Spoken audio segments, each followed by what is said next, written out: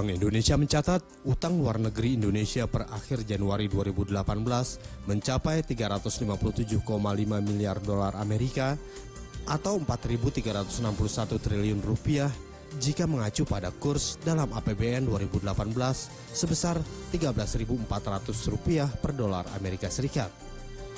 Angka utang luar negeri tersebut tumbuh 10,3% dibandingkan dengan periode yang sama di tahun sebelumnya sebesar 324,3 miliar dolar Amerika atau 4.345 triliun rupiah. Nilai utang ini terdiri dari utang sektor pemerintah dan bank sentral sebesar 183,4 miliar dolar Amerika atau 2.457 triliun rupiah yang tumbuh 13,7% bila dibandingkan tahun lalu sebesar 161,2 miliar dolar Amerika atau 2.160 triliun rupiah. Sementara untuk utang sektor swasta tercatat sebesar 174,2 miliar dolar Amerika atau 2.334 triliun rupiah. Angka ini tumbuh 6,8%, di mana pada Januari 2017 sebesar 163 miliar dolar Amerika atau 2.184 triliun rupiah. Komposisi utang luar negeri Indonesia didominasi utang jangka panjang sebesar 85,9%, sedangkan untuk jangka pendek mencapai 50,3 miliar dolar Amerika atau sebesar 14,1%. Sementara berdasarkan instrumennya, sebagian besar utang luar negeri sektor pemerintah dan bank sentral untuk surat berharga negara (SBN) tercatat 64,8 miliar dolar Amerika dan international bond 61,1 miliar dolar Amerika. Sedangkan loan agreement bernilai 55,7 miliar dolar Amerika.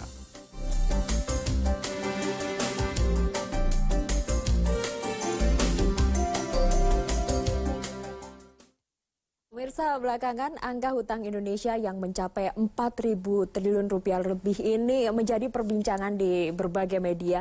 Apakah ini kondisi yang normal atau memang kondisi yang mengkhawatirkan luar biasa? Bersama saya Ayu Wardani, saling silang malam hari ini akan bahasnya dengan empat narasumber saya hari ini. Selamat malam. Kita sudah bersama dengan Pak Beni Pasaribu, anggota KAIN. Pak Beni, selamat malam. Selamat malam, Mbak Ayu. Ada juga dari anggota DPR RI, fraksi Golkar, Pak Satya Yuda. Selamat malam. Selamat malam. Dan di sisi kiri saya ada Pak Hari Purnomo, anggota Komisi 11 DPR RI, fraksi Gerindra. Ya. Selamat malam. Selamat malam. Dan ada juga pengamat ekonomi, Mas Bima Yudhistira. Selamat malam, Mas Bima. Malam. Saya mulai dari Pak Beni dulu. Bagaimana pandangan Anda mengenai hutang Indonesia yang disebut-sebut 4.000 triliun rupiah lebih ini, yang menjadi kekhawatiran di masyarakat? Ya, saya kira masyarakat itu barangkali secara umum tidak terbiasa mendengar utang ini. Padahal sejak Bung Karno, Pak Harto, ya Pak Habibie, hampir semua presiden lah di Republik ini membuat utang. Dan trennya terus meningkat. Baik. Jadi memang kalau kita ingin maju dengan pertumbuhan yang lebih cepat, biasanya kita hampir semua negara membutuhkan utang. Sama seperti keluarga. Kalau hanya dengan uang pribadi, uang sendiri, ya tumbuhnya perekonomiannya itu pasti lebih lambat. Baik. Nah, sering-sering ada masukan dari pihak luar, ya makanya ada bank, ada lembaga pembiayaan, ya mau di Timur Tengah juga. Konsep perbankan ini dan pinjam meminjam ini hal yang biasa. Baik. Cuman ada ukuran-ukuran ekonomi yang tidak boleh dilewati. Misalnya, ya bagaimana kemampuan kita membayar, ya ada bagaimana dengan income negara ini, kira-kira pertumbuhannya seperti apa, sanggup nggak kira-kira membayar utang itu. Dan Indonesia ini kan negara makmur juga ya, banyak aset kita. Walaupun demikian, kadang-kadang kita mau meminjam, sama seperti keluarga, tapi yang mau meminjamkan siapa yang mau. Nah, kalau orang mau meminjamkan ke kita, itu namanya kredit, artinya kredit itu ada kepercayaan. Nah ini kadang-kadang kalau kita nggak minjam, seolah-olah kita nggak dipercaya. Atau kita mau pinjam kemana, belum tentu orang mau. Artinya, orang nggak percaya. Pak Beni menganggap ini adalah kondisi yang normal? Ya, apalagi dengan rasio-rasio dari manapun kita lihat, ini hal yang biasa. Dan harus dilakukan asal dalam batas-batas ukuran yang layak, ya, yang tidak membuat kita ini suffering dikejar-kejar utang dan sebagainya. Ini kan kebanyakan kan utang jangka panjang, jadi nggak mendesak harus tahun depan dibayar atau apa itu, dan bisa juga di reprofiling. Ya, di reprofiling kalau utang jangka pendek itu tiba saatnya mau dibayar itu bisa diperpanjang lagi. Itu praktek-praktek yang biasa. Apa lalu yang kita takutkan? Ya, dan saya kira itu sama pedagang sayur di pasar atau warung-warung juga meminjam, bahkan ada yang meminjam sampai ke rentenir dengan bunga tinggi, tapi kalau dia mampu membayar itu apa yang harus dipersoalkan? Tidak ada masalah. Tidak ada masalah. Baik, Pak Satya Yuda, pendapat Anda? Ya, kalau saya melihat secara makro ya, bahwa kemampuan negara berhutang itu memang tergantung daripada mazhab yang diambil gitu. Jadi kita itu kalau melihat dari apa yang sudah disepakati di DPR ya dengan Undang-Undang Keuangan Negara, kan defisit aja kita juga jaga ya, di mana hutang pun juga dijaga besarannya. Nah, suka atau tidak suka itu adalah mazhab yang kita paling tidak dari beberapa rezim itu kita jalani hingga sampai hari ini. Jadi kalau sekarang dibilang itu sebagai austerity ya, atau ketakutan atau semacam itu persepsi saja gitu. Karena ada orang yang mengatakan cara itu malah tidak baik gitu. Karena orang berhutang itu sebetulnya tidak mesti membuat negara itu bangkrut. Ya, kalau misalkan hutangnya itu dipakai pada komponen pembelanjaan yang memberikan nilai pertumbuhan ekonomi. Persis. Kan itu yang logika dasarnya seperti itu. Nah, celakanya yang menjadi public discourse sekarang ini orang tidak melihat current receipt kita tuh sekarang bagus atau tidak. Ya, ada satu gejala positif atau tidak. Ya, pertumbuhan daripada current receipt itu kita lihat dengan pertumbuhan daripada utang kita. Saya melihat lumayan loh current receipt kita itu sekarang. Kalau kita lihat dari pendapatan pajak aja Pak, dari tahun 2014 itu 6,78%. Ya. Tahun 2017 itu kita sudah hampir 10%. Nah itu mesti diapresiasi gitu loh. Ya, jadi kalau utangnya juga naik, tetapi ada pendapatan yang juga itu ikut naik gitu. Jadi kalau kita ngomong defisit transaksi berjalan ya, kita melihat bahwa komponennya apa aja sih di dalam current account itu, current deficit itu apa aja. Nah, itu mestinya dilihat gitu. Kalau misalkan sudah mengkhawatirkan betul ya bahwa kita defisit transaksi berjalan kita itu betul-betul so negatif, itu baru kita. Itu sebagai ada semacam kayak wake up call ya. Saya ambil contoh aja, misalkan sekarang PLN itu juga punya namanya debt service covenant ratio. Ya, kemampuan dia hutang dihitung juga. Ya, karena dia pun harus membelanjakan bagaimana dia masih dianggap kredibel kalau dia melakukan pinjaman. Jadi memang ada ukuran-ukuran yang menurut saya harus dijelaskan secara baik komponennya. Kalau orang menghujat dari sisi keadaan ekonomi makro kita, dia lupa gitu loh bahwa komponen dalam negerinya tidak terlalu fokus pada komponen dalam negeri. Dia lupa asumsi makro itu komponen luar negerinya gede. Ya, course siapa yang bisa ngukur, bisa ngatur dengan baik gitu ya. Terus sekarang kita misalkan harga minyak dunia dari siapa? Ya, itu kan juga harus dimasukkan faktor itu. Nah, menurut saya tergantung kita dari mana kita melihatnya. Kalau kita masih melihat bahwasannya kemampuan bayar kita masih ada, ya, sementara kita juga mempunyai aturan-aturan yang cukup konservatif, itu saya pikir cara kita memanage keuangan kita. Mungkin di rezim yang lain dia akan melakukan satu terobosan yang berani utang banyak gitu, ya. Lantas pembelanjaannya bisa menjadi tanda tanya apakah itu berkontribusi terhadap pertumbuhan atau tidak. Ya, kita sih jelas dalam posisi seperti sekarang ini. Baik. Kalau pendapat Anda Pak Hari? Begini, saya ingin melanjutkan saja apa yang disampaikan Pak Satya maupun Pak Beni. Memang hutang ini dalam kehidupan sehari-hari hal yang biasa. Tetapi kekurangan kita adalah, tadi sudah disinggung oleh Pak Satya, pemerintah sebagai pihak yang paling bertanggung jawab sebagai eksekutor dalam hal hutang ya ini, tidak pernah memberikan edukasi kepada masyarakat. Seperti apa sih kemampuan kita untuk melunasi hutang ini? Bagaimana skenario ke depannya? Ya. Mereka hanya menjelaskan hutang dengan ukuran-ukuran persentase masih di bawah batas yang tolerable ya terhadap PDB misalnya, ya masih kalau tidak salah sekitar 29-30% hutang kita terhadap PDB. GDP. Fine. Ya. Tapi PDB itu apa sih? PDB bukan kemampuan membayar loh itu. Itu potensi saja perputaran ekonomi kita. Ya kalau ekonomi kita digerakkan oleh sektor yang produktif, menghasilkan devisa. Kalau itu seperti yang kita amati, itu digerakkan oleh sektor konsumsi. Berbahaya. Jadi, saya kebetulan dari Partai Gerindra yang dikonotasikan sebagai oposisi ya quote unquote. Kita memberikan peringatan saja. Ya. Hutang wajarlah. Perusahaan, rumah tangga kadang perlu utang. Tadi Pak Beni juga menganalogikan dengan rumah tangga. Walaupun tidak semua rumah tangga itu punya hutang ya.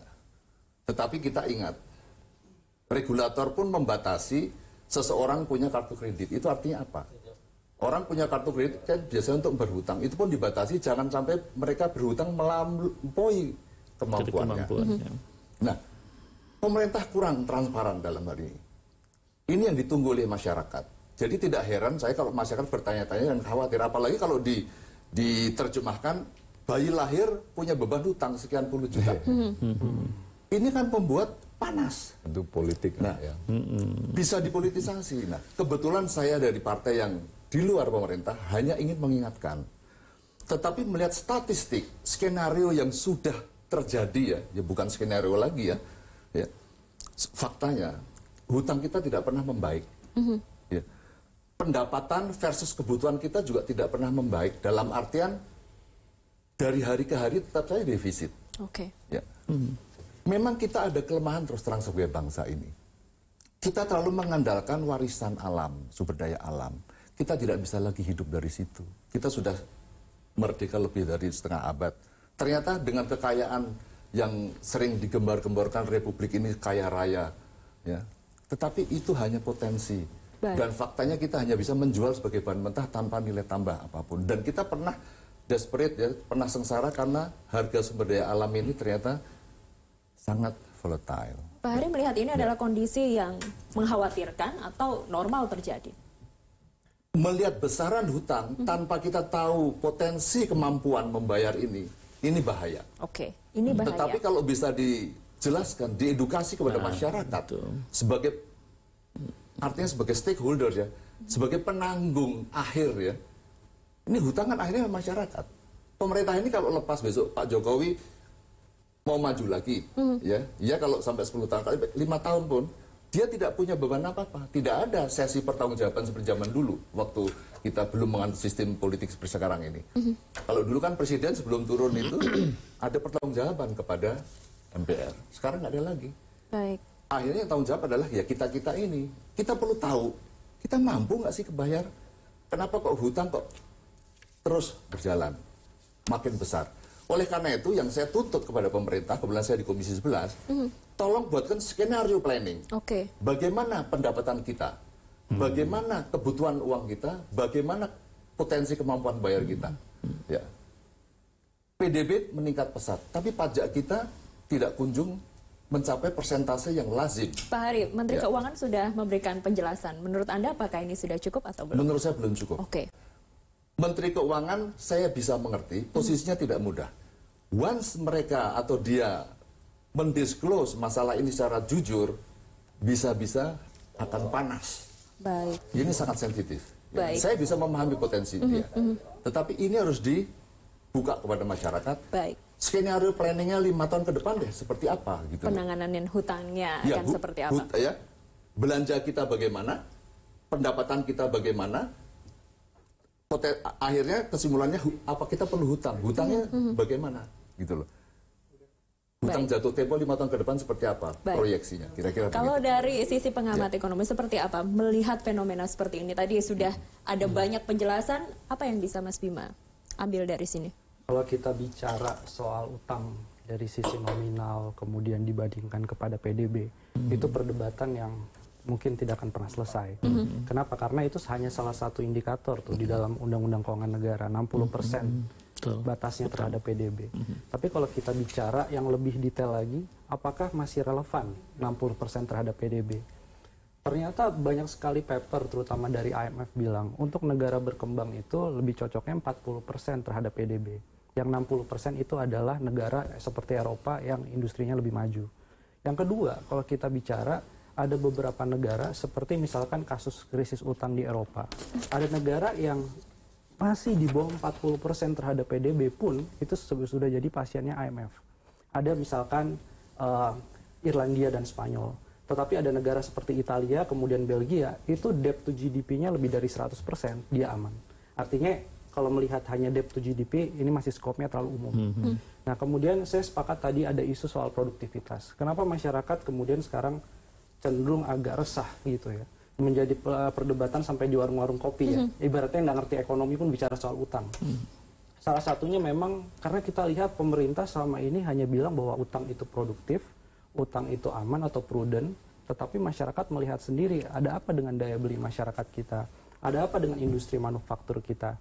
Kalau kita bicara produktivitas soal utang itu, utang kan harusnya berkorelasi terhadap ekspor. Makanya kita punya debt to service ratio. Tapi DSR kita terakhir data dari World Bank itu 39%. Itu di ambang batas, melebihi ambang batas amannya IMF 25%. Melebihi ambang batas. Itu artinya bahwa utang yang ditarik baik oleh pemerintah dan ini juga termasuk swasta, itu tidak berkorelasi secara langsung terhadap peningkatan ekspor. Kalau tahun lalu itu ekspor naik itu karena bonus harga komoditi boom aja. Tetapi tadi benar, kita lebih banyak disumbang misalkan oleh komoditi mentah. Sementara industrinya terjadi deindustrialisasi yang cukup parah. Kemudian ada lagi yang menarik kalau kita bicara soal utang ini, kemampuan membayar utang juga.